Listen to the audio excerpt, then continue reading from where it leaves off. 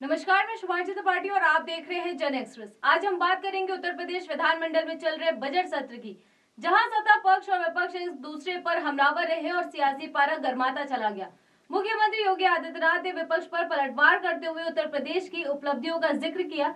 साथ ही एक एक करके भाजपा सरकार में 9 सालों में उत्तर प्रदेश में क्या क्या विकास कार्य हुआ उसका भी ब्यौरा दिया। उत्तर प्रदेश विधानसभा में मुख्यमंत्री योगी आदित्यनाथ ने राज्यपाल के अभिभाषण पर चर्चा के दौरान अपने संबोधन में कहा कि बीते 9 वर्षों में उत्तर प्रदेश ने एक ऐतिहासिक परिवर्तन देखा है।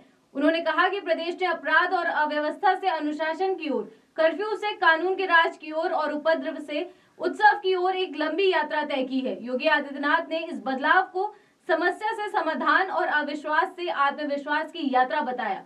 उन्होंने कहा कि इस परिवर्तन के पीछे सरकार की साफ नीयत और मजबूत इच्छा शक्ति रही है।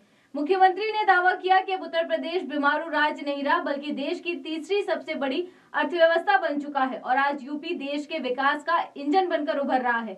मुख्यमंत्री योगी ने कहा कि देश के सर्वाधिक एयरपोर्ट यूपी में है। नोएडा में देश का सबसे बड़ा जेवर एयरपोर्ट बन रहा है, जो 12,000 एकड़ में फैला हुआ है। आज यूपी की पहचान एक्सप्रेस वे और एयरपोर्ट से हो रही है। ये यूपी में हुआ सबसे बड़ा बदलाव है। मुख्यमंत्री योगी ने कहा कि प्रदेश ने महिला सशक्तिकरण के लिए महिलाओं को नौकरियां दी हैं। बीते 9 सालों में 9 लाख सरकारी नौकरियां दी गई हैं, जिनमें से 1,75,000 महिलाओं की संख्या है। इसके साथ ही पुलिस भर्ती में भी महिलाओं को बड़ी संख्या में मौका दिया गया है। मुख्यमंत्री ने अपने भाषण में धार्मिक आयोजनों और टूरिज्म का भी जिक्र किया। उन्होंने कहा कि अब उत्तर प्रदेश में दंगों की जगह टेम्पल इकोनॉमी विकसित हो रही है। सीएम योगी ने बताया कि 2017 से पहले कुंभ में करीब 12 करोड़ लोग आते थे। इस बार प्रयागराज के माघ मेले में 21 करोड़ से ज्यादा श्रद्धालुओं ने स्नान किया। उन्होंने कहा कि यह बदलाव इसीलिए संभव हुआ है क्योंकि प्रदेश में कानून व्यवस्था को लेकर लोगों का भरोसा मजबूत हुआ है। वहीं मुख्यमंत्री ने विपक्ष, खासकर समाजवादी पार्टी पर भी तीखा हमला बोला। उन्होंने कहा कि 2017 से पहले प्रदेश में अपराधियों का बोलबाला था। अपराधी समानांतर सरकार चला रहे थे, माफिया खुलेआम घूमते थे और ना तो बेटियां सुरक्षित थी, ना ही व्यापारी। लेकिन आज स्थिति पूरी तरह से बदल चुकी है। अब उत्तर प्रदेश में उपद्रव नहीं, उत्सव का प्रदेश बन चुका है। मुख्यमंत्री योगी आदित्यनाथ ने किसानों और कृषि क्षेत्र को लेकर भी बड़ा दावा किया। उन्होंने कहा कि सपा और कांग्रेस की सरकारों ने अन्नदाता को कर्जदार बना दिया था, लेकिन बीते 9 सालों में सरकार की स्पष्ट कृषि नीति ने हालात बदल दिए हैं। उन्होंने बताया कि अब कृषि की लागत कम हुई है और उत्पादन में बढ़ोतरी हुई है। सीएम योगी ने कहा कि देश की कुल कृषि भूमि का लगभग 11% हिस्सा उत्तर प्रदेश के पास है, लेकिन प्रदेश के किसान देश का करीब 21% अन्न उत्पादन कर रहे हैं।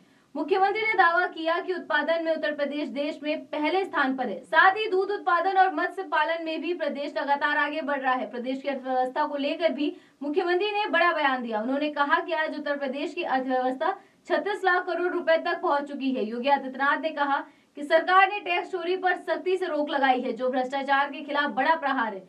उन्होंने ये भी कहा कि बीते 9 वर्षों में जनता पर कोई नया टैक्स नहीं लगाया गया है, फिर भी सरकार ने वित्तीय अनुशासन बनाए रखा। मुख्यमंत्री ने विधानसभा में विपक्ष के व्यवहार पर भी नाराजगी जताई। उन्होंने कहा कि राज्यपाल का अभिभाषण पहले से तय कार्यक्रम में था, इसके बावजूद मुख्य विपक्षी दल का व्यवहार बेहद शर्मनाक रहा। उन्होंने नेता प्रतिपक्ष माता प्रसाद पांडे का नाम लेते हुए कहा कि सनातन की बात करने वालों को अपने से बड़ी उम्र की महिला के प्रति सम्मानजनक व्यवहार करना चाहिए। इसके अलावा मुख्यमंत्री ने स्वास्थ्य क्षेत्र में भी सरकार की उपलब्धियों का जिक्र किया।